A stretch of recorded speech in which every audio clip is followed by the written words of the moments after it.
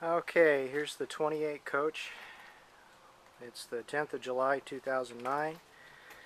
I've got it rigged here so that I can start the motor just to dry it out, make sure that it runs, no serious knocks or anything. Got a temporary oil gauge connected here. Reads 0 to 15 psi. I've got an old ragged fan belt. Basically the only thing I have connected is the cable for the starter and an ignition wire to the coil.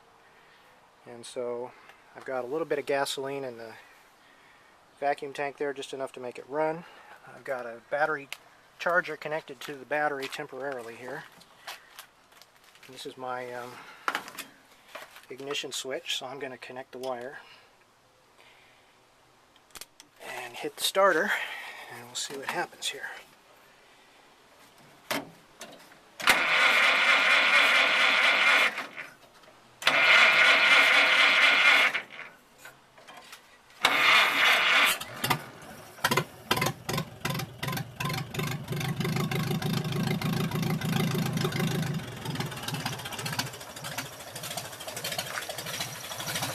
We have ignition. Got about 1 psi of oil pressure, which should be sufficient. Rocker arms are working.